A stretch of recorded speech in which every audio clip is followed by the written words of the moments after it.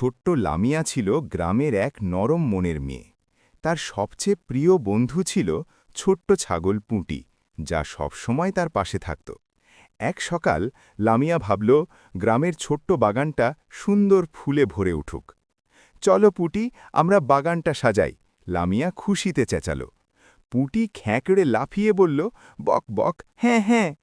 তারা বীজ বপন শুরু করল। লামিয়া বীজ লাগালো আর পুঁটি ছোট ছোট মাটির গর্ত খুঁড়ল। কিছু সময় পর হঠাৎ ঝড় এলো। লামিয়ার বীজ গুড়িয়ে গেল। সে দুঃখ পেল। পুঁটি তখন লাফ দিয়ে বীজগুলো এক এক করে ফিরে আনল। লামিয়া হেসে বলল, ধন্যবাদ পুঁটি, তুমি আমার নায়ক। 1 মাস পর বাগানটা ফুলে ভরে উঠল। লাল, হলুদ, নীল সব রঙের ফুল। সবাই বাগান দেখে খুশি হল। লামিয়া বুঝল, বন্ধুদের সাহায্য আর ধৈর্যই সব সমস্যার সমাধান। শেষে লামিয়া আর পুঁটি একসাথে বলল, বন্ধুত্ব আর মজার কাজ মিলেই আনন্দ।